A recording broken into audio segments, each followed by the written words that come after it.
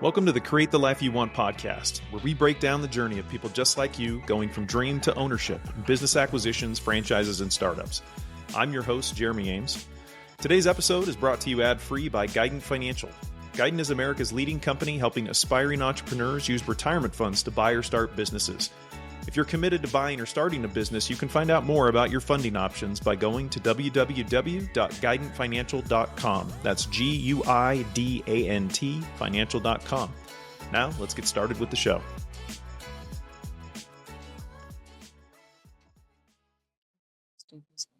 Welcome, everyone, to the Create the Life You Want podcast. Today, I am joined by Joe and Denise Carbone, and they have an interesting two-stage story of their business, both an origin story of how they got started in the first place, and then a moment in time where they had to make a big decision about whether to walk away from the business or double down. So I'm excited to hear some of the details and dig into that with you. But Joe and Denise, welcome.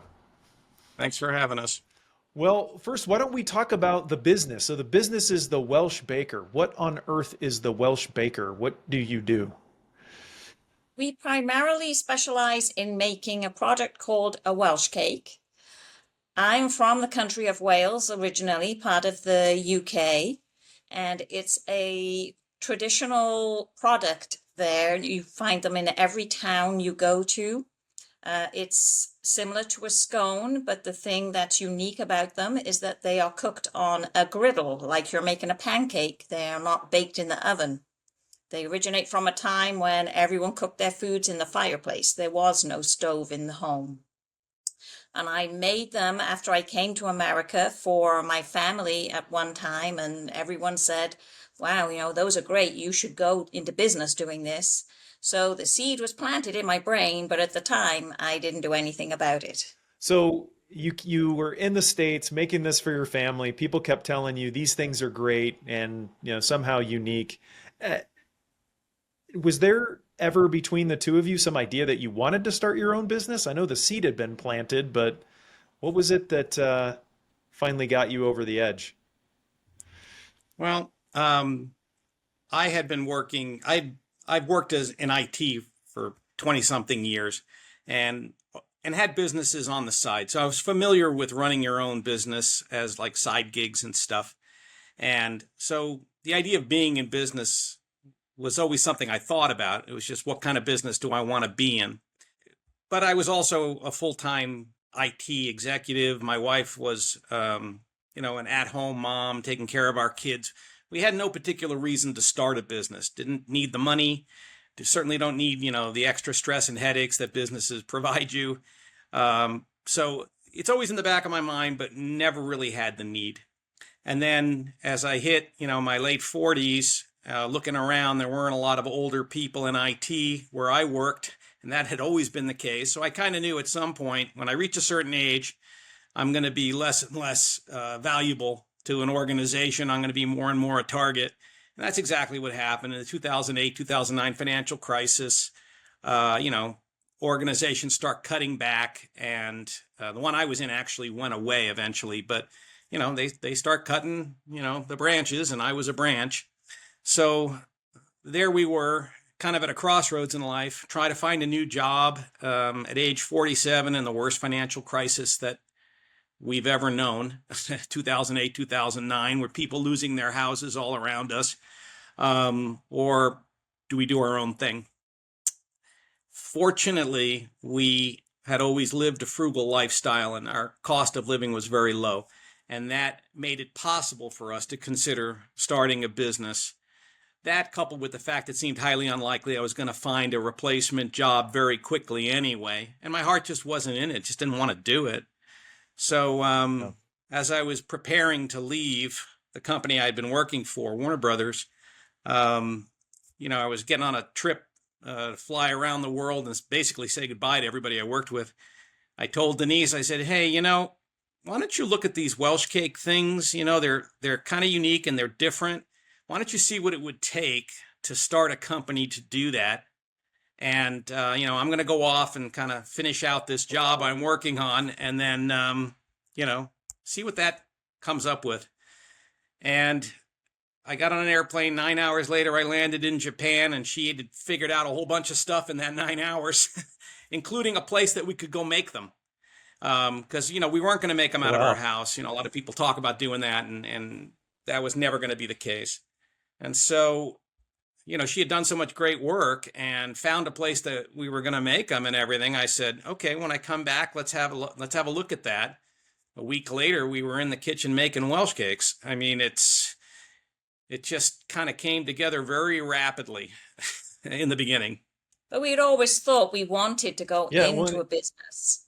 Yeah, we had looked at different franchises, but there was nothing that quite fitted us. We never really found anything that we were like, yeah, I'd love to do that. when you were looking at franchises, did you know what you were looking for, and what was it that you didn't find? Well, Where I were the think when gaps? when people think of franchises, they're thinking of, McDonald's, Jack in the Box, Wendy's, they think of the big chains, Subway, let's say. And, it's probably what we were thinking too. But when you go out and look, lots of times, franchise salespeople and stuff, they bring you things you never would have thought of. It's like home cleaning services, mold remediation, things you'd never think of. And they say, you should look at this. It's, it's a great business. And, we just couldn't really get our hearts into it. I'm like, yeah, I don't know. I just never saw myself as a mold remediation business owner. I don't know. That just doesn't mean much to me. I'm sure it's great on Yeah. paper, but I don't know. It's not ringing any bells to us. And so we did look at stuff, but nothing really, turned the crank for us. It just didn't seem like something we wanted to devote our lives to. And, like I said, I had business experience before, so I know a business takes a lot of effort, and you got to have some sort of passion for it, or, it's going to be hard to want to give it that effort. So Yeah. we just, the Welsh cake thing just sort of sprung upon us. It was an idea, it was always in the back of our mind. It just sort of happened kind of spontaneously, in a sense, from a couple of words spoken before I got on an airplane. 9 hours later, she's got half a business plan put together, and there we, off to the races. And I think it also helped. We really didn't have anything else available to us that we felt any more passionate about. So it was like, well, I can get behind that. We have some authenticity here. You're from Wales. It's your family recipe. I can get into this. Whereas, opening a Supercuts, I don't even have any hair. I mean, I don't know how I'm supposed to get into that. And so, it was like, this I can get into. That other stuff, I just can't get into it. Interesting. So the gap for you was really a passion one, and what connected you to this is it's just part of who you are as a family, right? Something that's unique about you and what you know and what you bring to the world. Okay. Another thing, though, nobody else was doing it. And whenever I look at businesses, like I said, I've been in business before. And whenever I look at businesses, I always want to be in a business that nobody else is in. I don't necessarily want to be the best at something that, 100 other people do. I want to be the one and only, if I can be. And that is for sure what this business was. We are in a very small and elite group of people, and nobody does it anywhere near as much as we do. I mean, this was truly an unexisting niche until we kind of started carving it So out. it was the combination of the passion, and you saw some greenfield there because you hadn't seen anything like it. So you get off the plane in Tokyo. Denise now has a business plan that she's created in 9 hours. She's got a place she's going to make these things. And you just dive all in, or did it sort of like trickle in over time? Like what was the initial work that you put in, and what happened? Trying to think back. We went into the kitchen, and I said, let's see what it takes to make this. I am an engineer by study. I have a degree in engineering. And so I'm an engineer. I'm looking at everything, trying to break it down into the elements, into each step, and timing things and weighing things and measuring things. That's my whole modus of operation. And, she's more of an artist. So she goes in, you put a pinch of this and a dash of that. And I'm like, well, how much is a pinch? What does a pinch weigh? How many grams is that?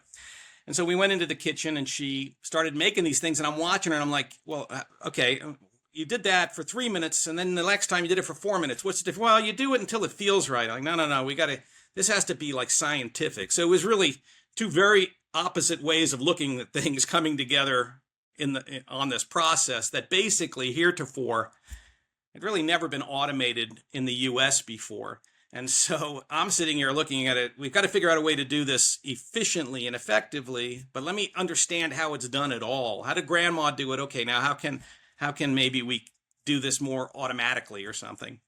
And first day in the kitchen, we spent hours and hours and hours and spent hundreds of dollars and stuff. Got all done. We had about 12 cakes that you could sell. Now these cakes are very small. They're like cookie sized. I'm like, we're gonna have to sell them for like $100 a piece, but we can do that. We got something. And it was very discouraging. But at the same time, I was looking at it as an engineering project. I'm like, well, there's so many ways that this could maybe be done differently and faster and more efficiently and more, systematically. And that was really what I brought to the table. It's like, I know what we have to do. Now let's figure out how to do it really, really intelligently. So we spent 6 months just testing equipment and developing a process, having custom tools designed and made for us, all this kind of stuff, really on spec the most, but trying to come up with something scalable. That was really the key. I'm like, I can't hire 50 Welsh grandmas, to sit around and make these things the old-fashioned way.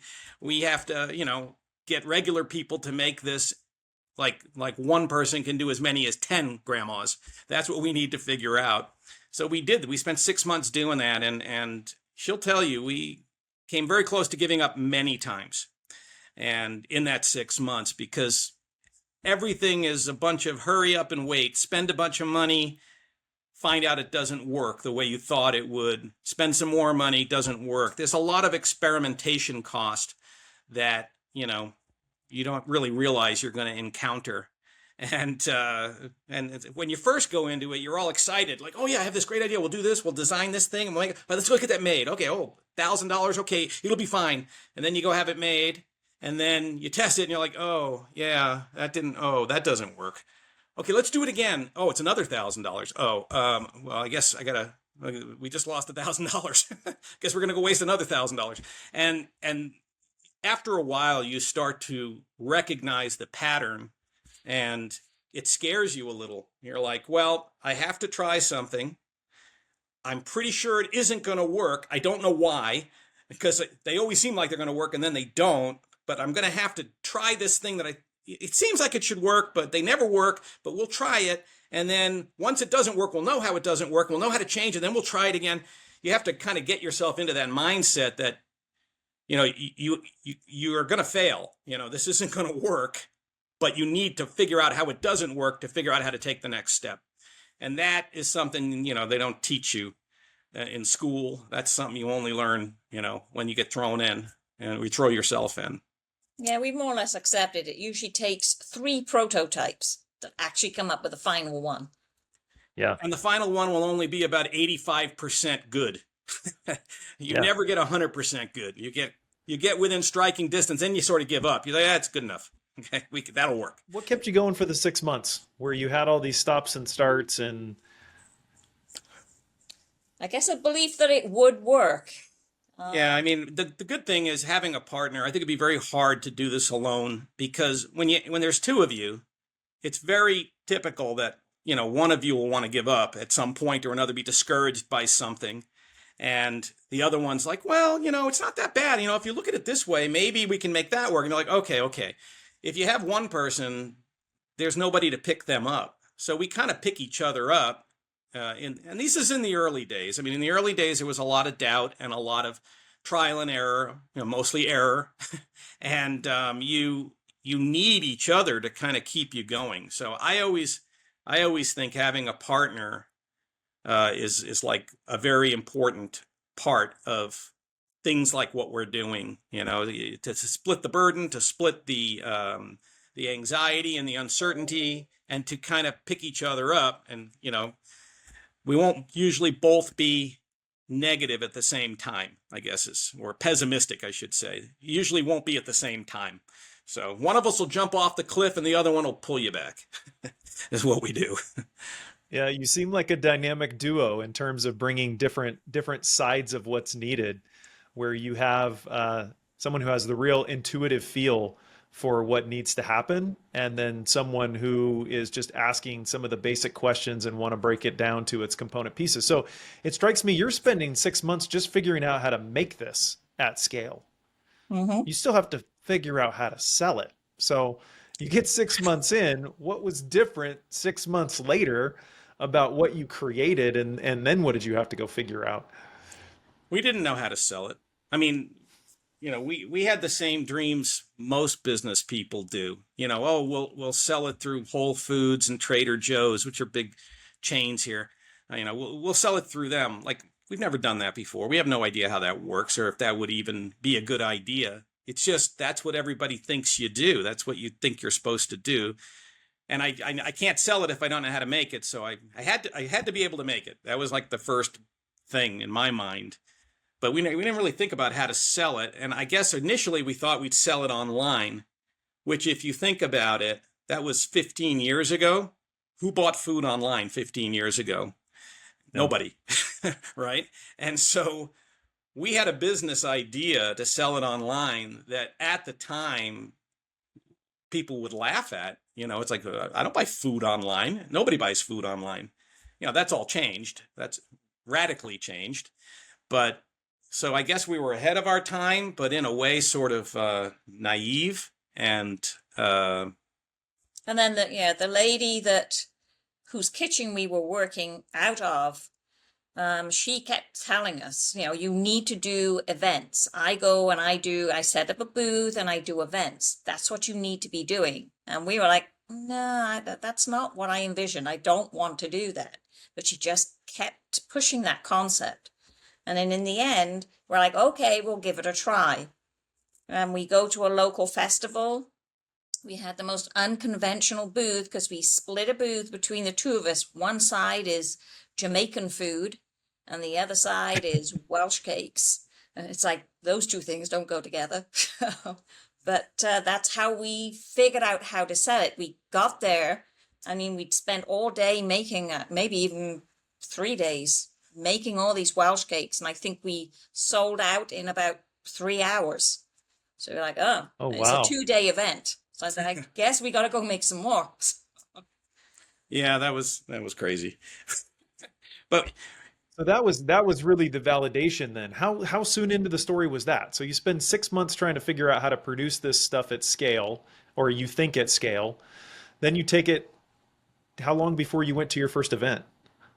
it was about 10 months in. So from the start, when we first went into the kitchen to make them and just see if, where I could actually see what it took to make them, because I'd never seen them made before.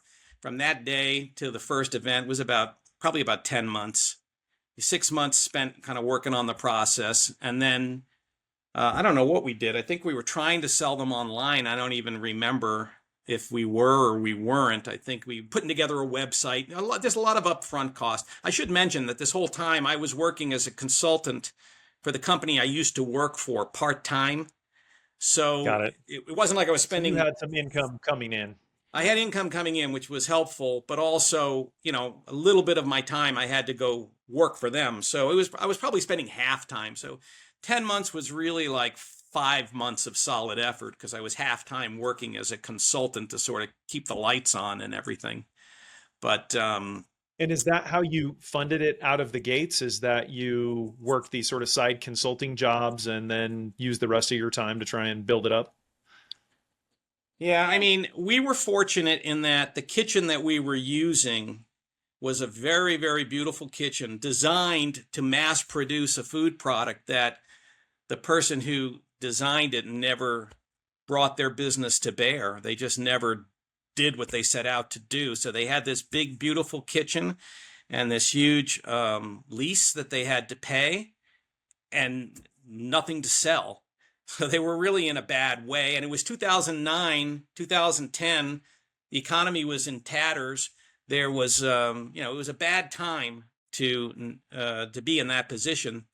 And when we came along and we said, well, look, we really like this kitchen. We'd love to use it. I'll buy it half time from you. I'll rent it half time.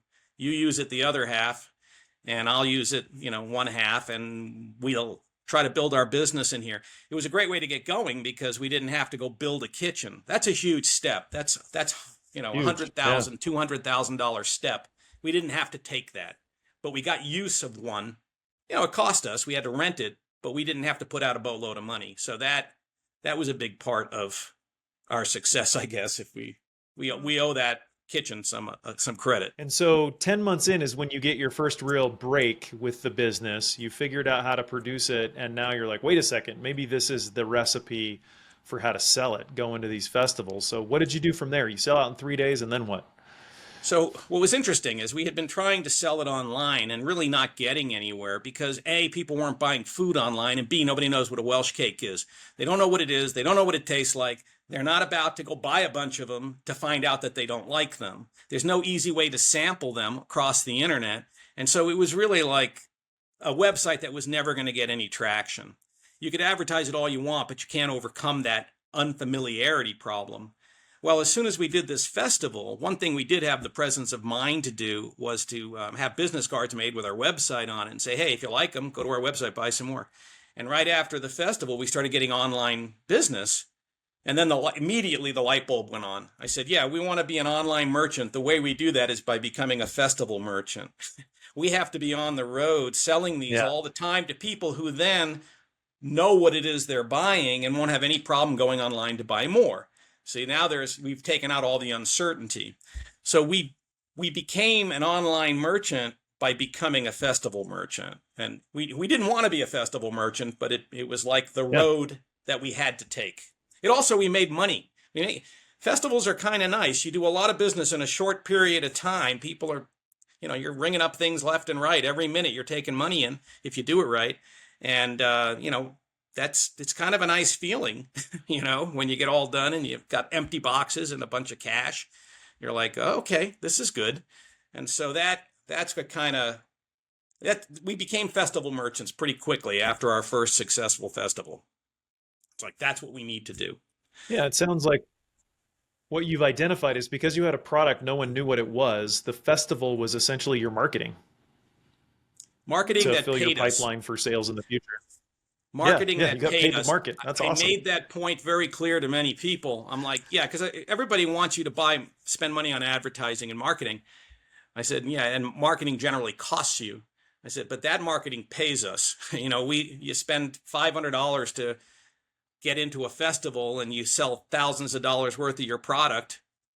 That marketing made you money, like right out the chute. So those sounds like great marketing. I like festivals. How many festivals are there? How much marketing could you do? I don't know. You could be on the road every week if you wanted.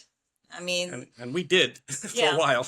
The circuit we mostly participated in was called the Celtic Fair circuit, and it specialized in foods from the UK. And those mostly run from like March until October. So that's throughout the summer. There's always, any city you go to in the US, you will find an Irish festival, a Scottish festival. Renaissance. Yeah, Renaissance, all kinds. We have in some years done as many as about 60 festivals. And considering there's only 52 weeks in a year, that tells you that there were some weekends that we were in more than one at a time. So we had multiple rigs in multiple locations. And that was a big part of our business until COVID hit. So I want to put a pin in that COVID thing. It sounds like there's some seasonality to your business, at least with the festivals piece. So there was about a 6-month period of time that you're hitting these 60 festivals. Is that right? You said March till when? Yeah, it's in October. Yeah, actually, the truth is you can go well into early December if you want to, because there's all sorts of Christmas festivals and harvest festivals and you name it. You can be on the road from February until December if you really want to. So you have this festival experience. It works well. Now you're on the road. How often? Pretty much every week from 2011 through 2020, whenever COVID hit. I think that was 2020. Pretty much every week. You maybe get a weekend off every 5 or 6 weekends, you get a weekend off, which doesn't really mean anything because during that weekend, you usually have to fix stuff and do paperwork, and you don't ever get a weekend off. But you wouldn't necessarily be living in hotels or anything. That seemed to be the thing to do. But what we always wanted to be was an online business. That's what we started it to be, and what we kind of always hoped it would be. And meanwhile, while we're doing all this, there is an online business happening behind us. It's always smaller than the event business, but it's there and growing. As we do more events, we get more online business. And so up until, I don't know, 4 years ago, about 2/3 of our business was event income, and the other third was online income, online sales. So if you stop doing events, say in November, and say, I'm not going to do anything past middle of November, say Thanksgiving's my last weekend event, all of a sudden you're into the Christmas season. And we do get a very large online, we do 1/3 of our online business in November and December. So those 2 months account for 1/3 of all of our business. People buy them for Christmas gifts. So we're very busy online, when we're not in a festival. And that's been true pretty much from the first year, that's been true. When did we start Amazon? And then, about 10 years ago, we started selling on Amazon. And Amazon, we have a love-hate relationship with. It's a very difficult portal to work with. They don't really seem to care about their merchants very much.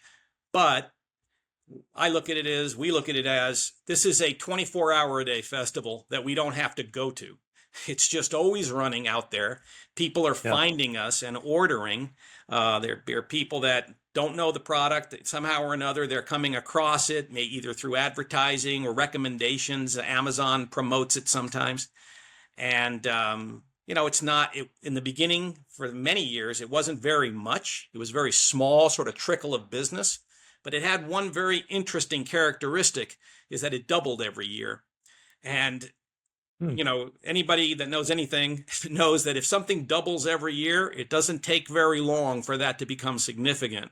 In the beginning, it's not significant, but about 4 or 5 years into it, it starts to become significant because it doubles. And that held true for about 7 or 8 years.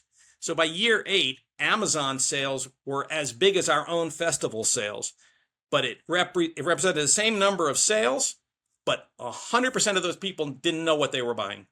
Never saw it before, had no idea what it was. So it was like they were a festival customer that was buying it without sampling it. It was kind of what we needed when we started the business. If we'd had that, we might have been able to build online sales faster or something. But people weren't buying food back then. Yeah. How did you figure out Amazon? When did you decide to start selling on there, and how did you figure out how to do it? We had a business consultant from the SBA. We used to sit down and meet with the SBA because they'll provide you a free business consultant from time to time. And the only thing they ever told us was, you should be on Amazon. You should be on Amazon. And I kept saying, well, people don't know what it is. Nobody's looking for this because they don't know what it is. You should be on Amazon. You should be on Amazon. And so I was in IT. I know about computers and everything. I was able to figure the portal out enough to figure out how to list something. But I mostly did it to prove the consultant wrong. I'm like, you keep telling me to do this, and I'm telling you it's not going to work. Okay, it's going to be insignificant. But if I don't do it, you're just going to keep telling me to do it. So I'm going to do it, and then we'll talk about it 6 months from now, and I'll show you that it doesn't work. And that worked for about 5 years. But then all of a sudden it was like, wow, this thing doubles every year.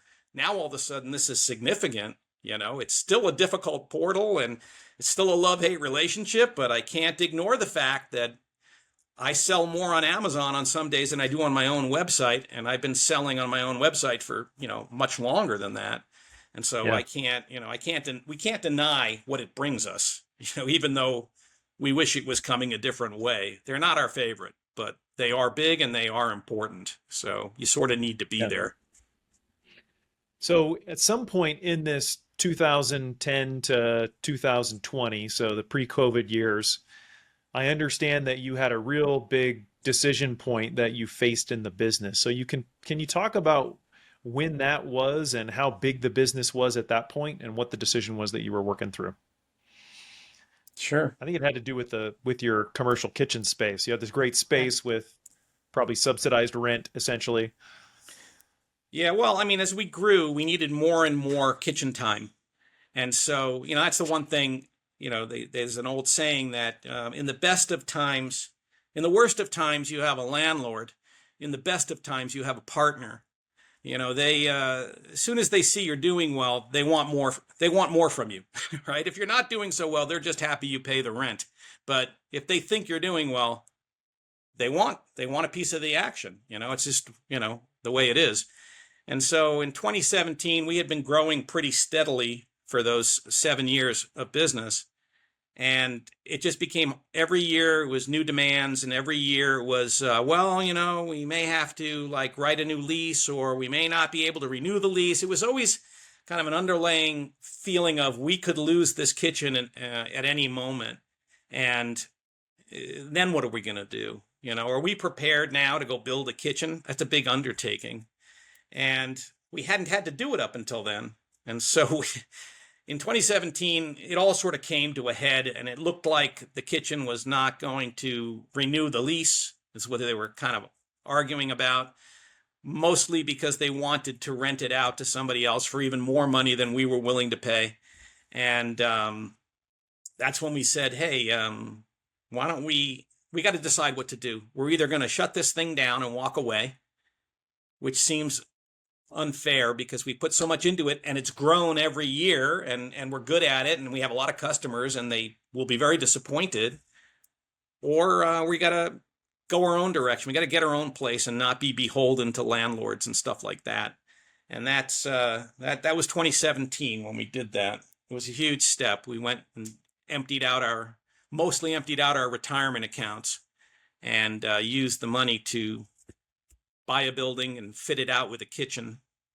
And it took us about 6 months, cost about $500,000 all said. But that really was a great move for us in the end. Took all the uncertainties away from us. We had 100% control, 100% access. Just as long as we pay the mortgage, everybody's happy. There's no problem here. There's nobody coming back to change anything. And that was a big step for us. I think partly what factored into that was before we started the company, where we had gone to these seminars about franchising, there was that the whole Rob's presentation on how to fund a franchise. And Joe had remembered that. He's like just clocked it and said, that's a good idea. And then so when we came to this juncture where we were saying we have to get our own facility, then he was like, well, this is how we can finance it. I just like the idea of using the retirement funds, because a third of that money technically isn't even ours. It's untaxed. It's really the government's money. If you think about it, I owe a third of it to the government when I pull it out of my retirement fund. And so I'm like, government can help me finance my business. If I use after-tax money, it's 100% my money I'm using. If I use 401k money, it's partly government's money that I'm using. I like that. Let's do that. And so that was a good idea, I think. So you did a rollover, about $500,000 of retirement funds to invest in the business. Now, it sounds like you may have also used some bank debt. So what was the total transaction size when you think about buying the building and then fitting it out with tenant improvements? We're about $1 million, because so you we had to get a mortgage. Yeah, we had to get a mortgage. Yeah. And so you did about half down and half borrowed, and that enabled you to both buy the building and then do the improvements you needed to it. How did that change the cash flow for the business? Like, what were you having to pay before, and where did you end up when you transitioned to a mortgage versus where you were at rent-wise? Well, to be honest, probably was a little more expensive in the beginning, because when you own a place, you've got things like property tax, which is all built into your rent. But Yeah. in the previous place, we were really only paying half of everything. We weren't using it 100% of the time. We weren't allowed to use it 100% of the time. We were renting half of a kitchen, getting maybe a quarter of its space to use, but paying half the bills. So when we had our own place, all of a sudden, we're paying all the bills, right? Yeah. But at the same time, we were able then to kind of spread our wings a bit, and now we had all this space. Before we were kind of cramming ourselves into 1,000 square feet. Now we have 3,000 square feet, 100% dedicated to us, built the way we need it with the things where we need them. And that made it really efficient for us to operate. So we could make more commitments. We could do even more festivals. So, whereas we were doing maybe 1 or 2 a month, now we were doing 3 or 4 a month. So our costs went up, sure, because now we have a full mortgage versus a half a rent and property tax and this and the other. But we're also able to really increase our income at the same time. Sounds like your capacity went way up as well. Yes. And I'll point out another interesting thing that happened in that is that you diversified your investment, right? Because regardless now of what happens with the underlying business, now you have this piece of real estate that you own, presumably that you could rent out or sell or whatever. Well, I try to learn from the people around us, and the people who built the kitchen that we were borrowing or renting from, I should say. They put a lot of money into it. They borrowed that money. They had to pay it all back with interest. And when they got all done, they had to walk away from it and hand it to the building owner. They didn't get to keep any of it. They got nothing for their investment. When we're done with this kitchen, either we outgrow it and build a bigger one, or we sell the business, or we retire, or whatever is going to happen. This is a very valuable piece of property. It's not going to belong to somebody else. I don't improve it for somebody else. I turn around and sell it to somebody who wants to do the same thing I did. And probably even more valuable than what we had spent, because getting a kitchen built, there's a lot of uncertainty and difficulty, and every year they add higher hoops to jump through. You can just sort of grandfather yourself in with a functioning kitchen as long as the health permit's legal. Somebody else can just take it over for a very small fee. And so if I was starting today, or if I was where we were in 2017 and this kitchen was available, it would sure be attractive rather than, trying to build one. There's a lot, to building a kitchen. It's not easy by a long shot. Yeah. And so, we have an investment now that's going to definitely be, it's appreciated so much in the time we've had it. It's crazy. It's like we're going to get every dollar of rent that we ever paid for the entire time we've been in business back when we sell this place. So, it was Great. A good investment. That's your retirement fund. Yeah, it's true. Some people look at you when you do what we did with the Robs, and I got to be honest, a lot of people are not. They don't like the idea of it, or they don't know what it is, and they kind of don't trust it, whatever. I said, when you sit and look at it, you're far more likely to make good decisions when it's your own retirement fund that you're using, as opposed to, borrowing from a bank. It's just a different animal. You're going to make better decisions because it's all your money. You're not going to make stupid decisions. And so I never had a doubt about it, really. But you do need to talk to people that have done it, and we did do that. We talked to other people that had started businesses and funded them with Robs, and pretty much that was a big help in getting us to want to do it. It's like, okay, people are doing it, and it's working out just fine for them, and that was important. Yeah. So now the business is 7 or 8 years old in 2017. You've now built your own space. You got a lot more capacity. What size is the business in 2017? Like at this point, do you have several employees? Like what volume of cakes are we talking about? Can't even really remember, but we make thousands of them a day, and we have for the past 10 years. I think back then we had 3 employees. We worked in there, and then we had about 3 more people helping us. Yeah, right now we have 5 employees, and we don't get involved so much in the production anymore. We just sort of manage everything. Back then, we were part of it. We were part of the operation. We touched every cake. Now we just sort of watch it not from afar, but from the sidelines, and make sure everybody's doing what they're supposed to do, and they're trained properly and all that. Well, we're going to get to some of that here in a minute, but I do want to now go back to that pin we put in COVID, because it sounds like 2017 was a big pivot point for you in getting your own space, having more capacity and more control. And now 2020, COVID hits. And what happens to the festivals? I'm guessing they all went away overnight. So what did you do I then? mean, I can remember right at the beginning, we were driving back from Phoenix and listening to talk radio, and the DJ on there, he's like, I'm telling you, you better stay alert. They're going to be closing things down, and he's just starting to sound the drums, and then within a week, all of everything starts just shutting down, and yeah, the festival circuit just completely shut down. Yeah, so that was 2/3 of our business went away pretty much overnight. And, like everyone, we were very concerned. But on the flip side, we were sitting there going, okay, we got no place to go now for quite a while, and or at least the foreseeable future. But this online business is booming. It's just booming. Like, part of it was sympathy. The people that would have gone to the festivals and bought from us felt bad that they weren't able to do that, so they went online and placed orders. So that was good, but then also just a lot of people came out of the woodwork. All of a sudden, buying food online was like the norm. Like, I'm going to order my food. I don't want to go out. I don't want to interface with people. Leave the food on the doorstep and get out of here. And the society changed pretty much overnight. And getting your food shipped to you was like totally cool at that point, and in fact preferred. And we had been doing it all along. So all of a sudden, our online business just rocketed. And we were sitting there going like, this is great. Yay, COVID. This is great. We don't have to go anywhere. We're home every weekend. We're selling a ton of money. We don't have cars breaking down. We don't have all this maintenance to do. We don't have all this stuff to clean every week that we're taking here and then got to bring it back and clean it.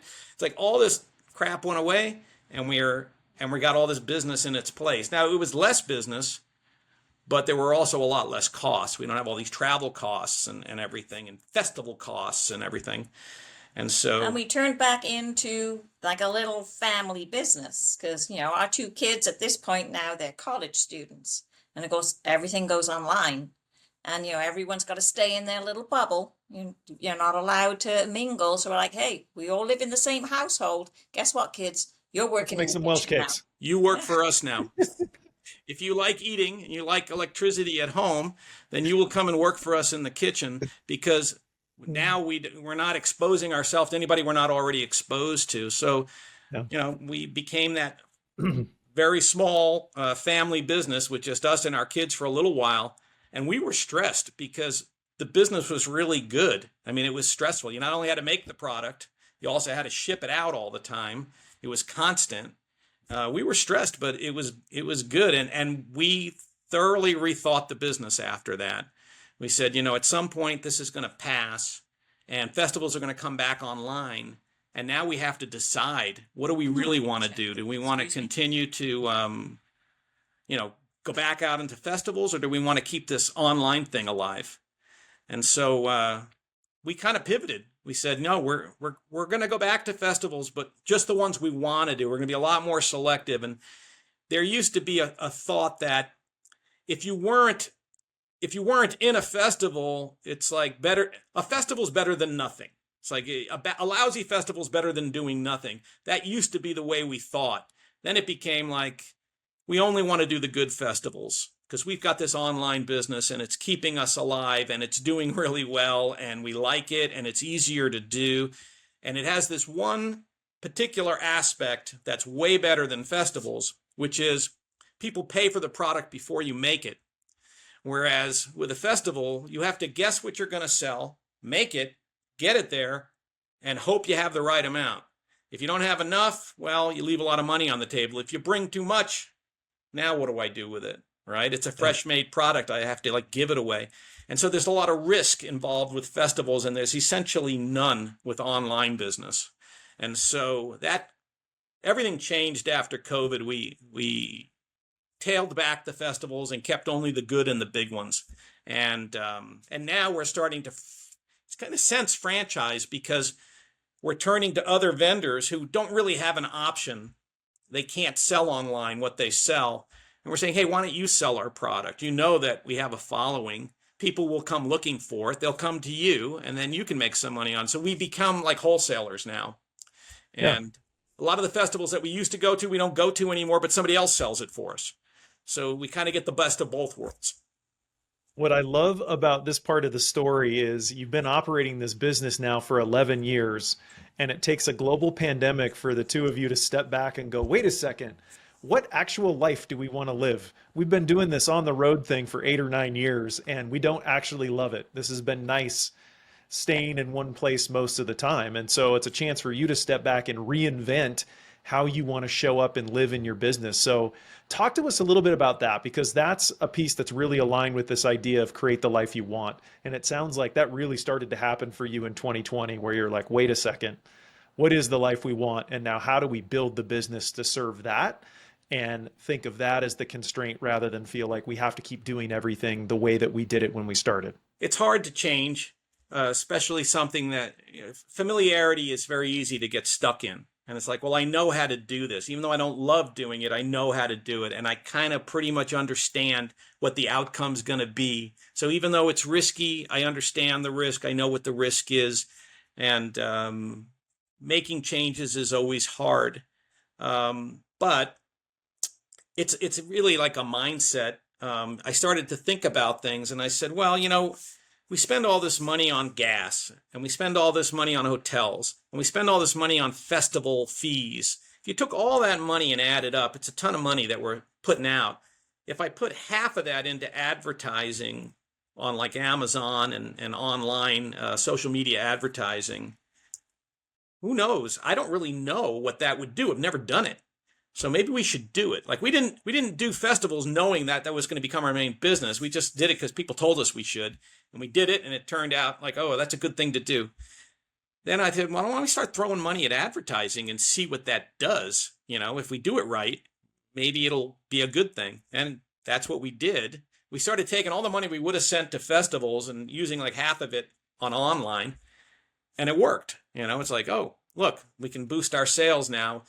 The other side is if you do something that works, you do hit some capacity constraints. You're like, well, even if I want to go to a bunch of festivals, I can't make that much product right now. And if I want to learn how to make more product, I can't be in the festival. So something's got to change if I want to continue to grow one way or another. It's easier to make that change if I'm not on the road 3 days a week. So we're going to just shift. I don't know. And we enjoyed being, relaxing. It's like it's hard on your body. You're out there on the road, and it's a very physical job being in the festivals.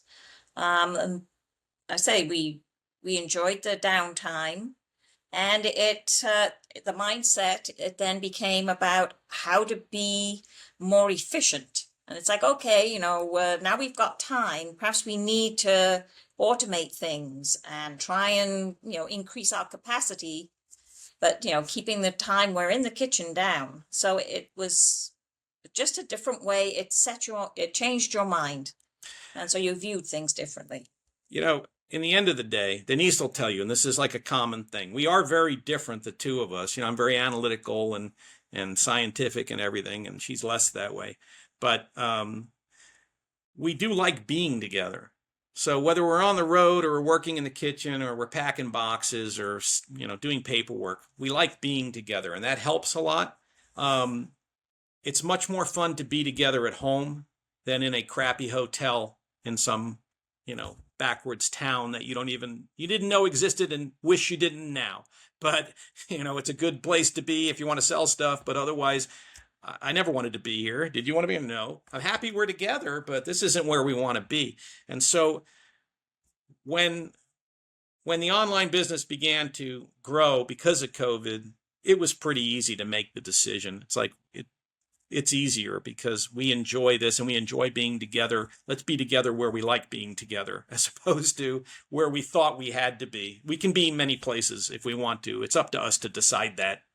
And it is like, you do have to make that decision, and it is a little scary to make because you're giving up known dollars. Like if I go here, I know I'm going to bring this amount of money back, but I have to go there and I know what that's about. And I don't really enjoy it that much. This is much more enjoyable. I don't know what it's going to bring, but we've gotten this far making the decisions we make. We have to trust ourselves a little bit. I think it's important to trust yourself and also to forgive yourself for making mistakes. That's very important. And it's tough being in business as a married couple. I mean, you are together 24/7. And you're going to have your disagreements, and you can't just like storm off. You have to work them out. And when you're on the road a lot, you're continuously tired, and so your patience level goes down. And so it became a more enjoyable business as well when you're not on the road and wearing yourself out all the time. It just became a more enjoyable time. Yeah. How has working together now for 15 years changed you as a couple? Well, if we're not together, I get nervous. You'd think we've been together so much, you'd think you'd want time apart. But, if we're not together for a day, I'm like contacting her, like, when are you going to be home? Like, I don't know what to do when you're not around. It's like, I don't understand my life if you're not there with me doing it. And so it's, I don't know. I think a lot of couples can't work together like that, but for us, it works. I think I've grown more patience because, as Joe has said, he's a very analytical person. He's a very A-type personality. And I have learned you've just got to let him go. He's got to follow whatever's on his brain. He's got to figure it out. And there's no point in me trying to interrupt or suggest something because he's just... That sounds so good. That sounds like I'm a really easy guy to get along with. Because he is going to follow this thought process. He's got a method, and you can't disrupt the method. So I've had to learn to just sit by the side, and once he's followed through and answered all his questions, and then I can put my suggestions in. I'm curious, will you share with us what is sort of the next stage vision for you with the Welsh Baker? I mean, you guys now are, I guess, 15 years later, so early, just crusting the 60s. Like, how do you see life over the next 5 to 10 years, and what do you see for the business? Yeah, we kind of keep talking this one. A big part of us is saying we would like to slowly retire. There's a horizon there, and we have to start thinking about it because you have to plan for it as well. So, retirement is out there, but there is still stuff we wish to achieve before that happens.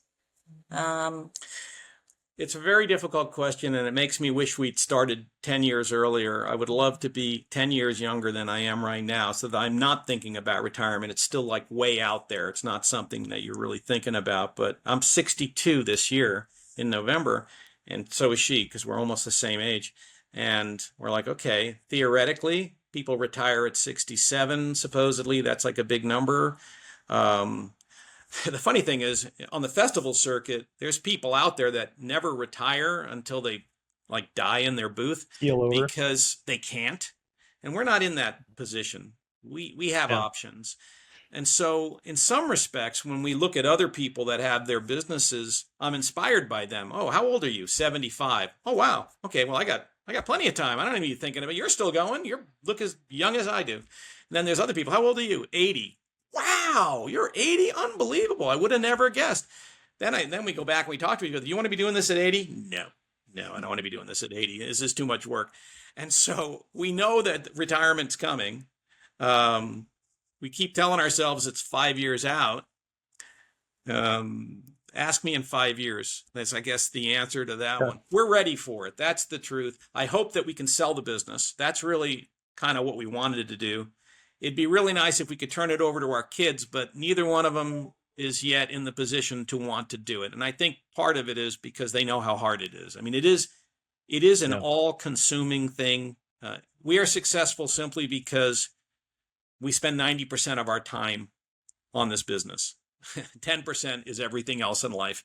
And that's what it takes. And our kids just, they're not quite ready to do that. They need to go out in the world and figure out, how the world works before they decide if they want to, take this on.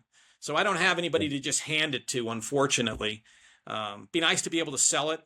If we can't, that's okay too, because what we've done, it's kind of like Seinfeld, we'll go out on a high.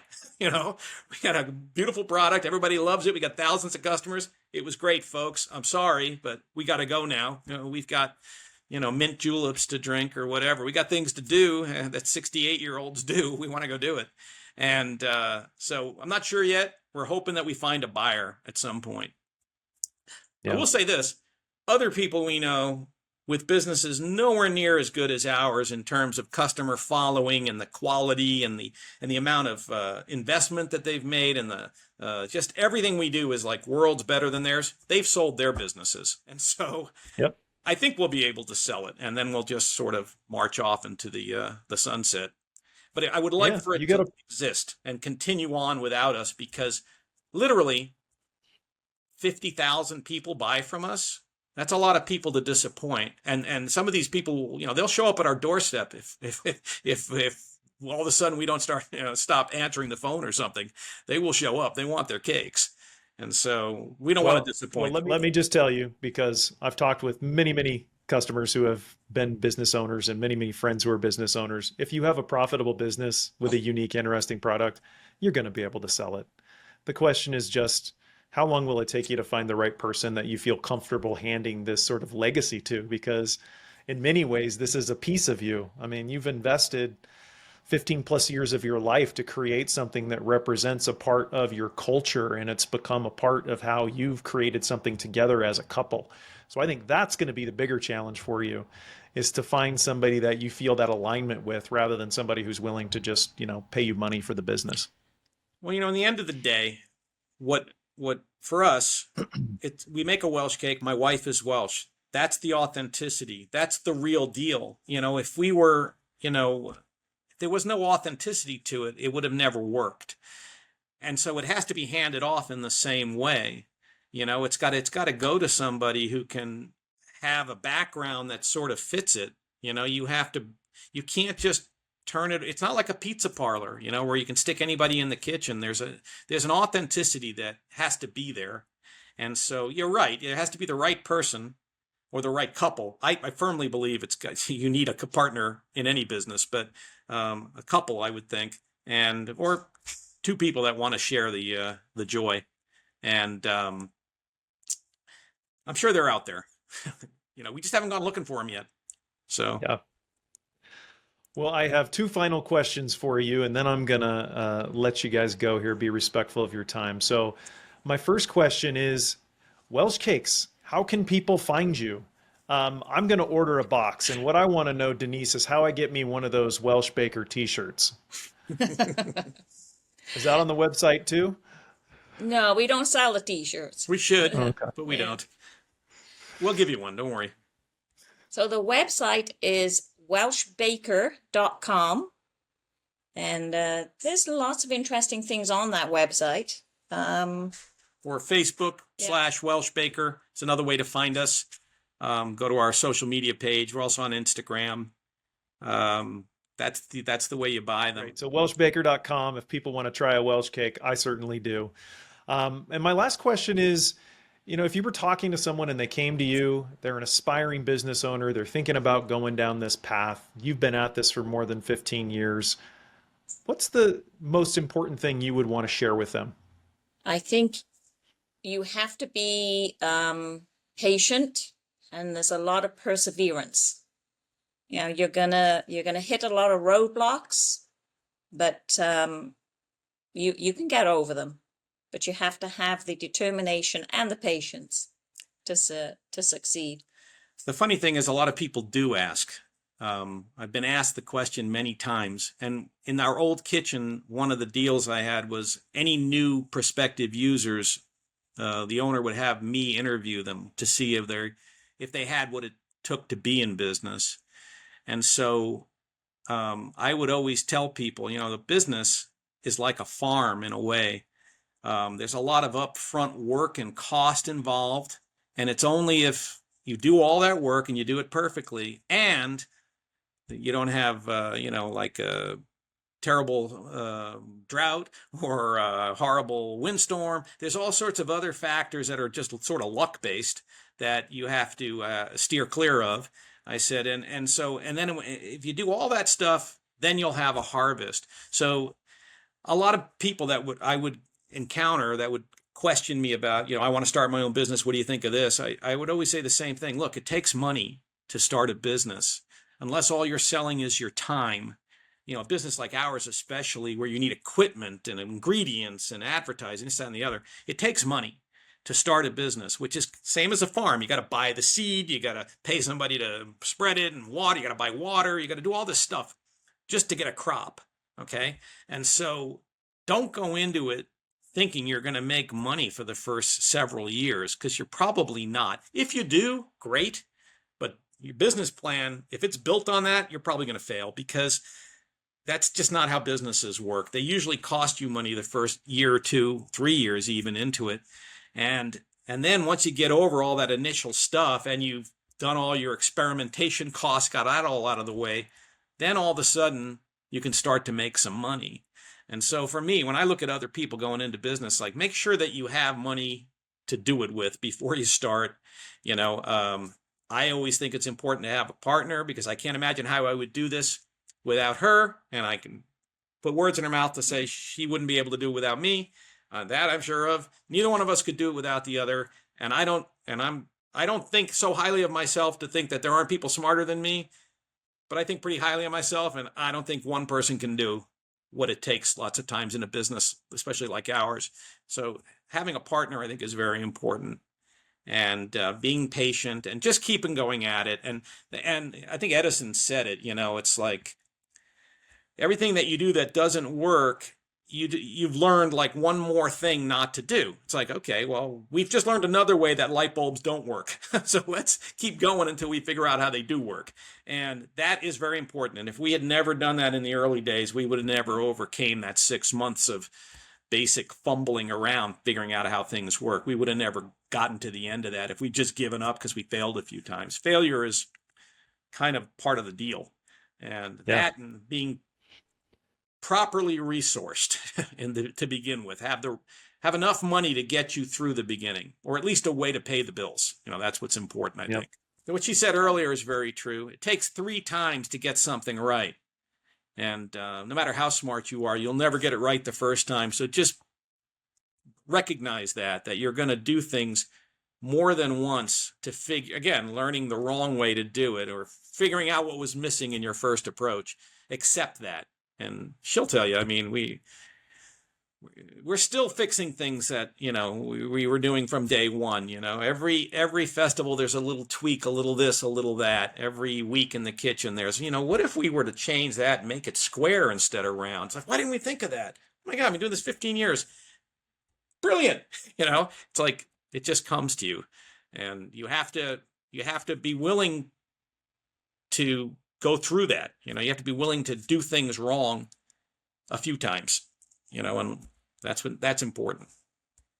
There's so many things important. You can't get it down to one. They're all important. Well, Joe and Denise, thank you so much for taking the time. Thanks for listening to the Create the Life You Want podcast.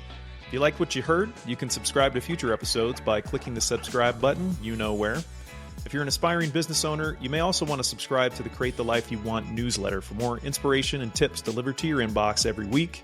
You can find the link to that in the show notes, as well as on my personal website, jeremyames.com. If you've already decided you want to start or buy a business, consider exploring your financing options by heading to our sponsor's website at www.guidantfinancial.com. That's GUIDANT financial.com. See you in the next episode.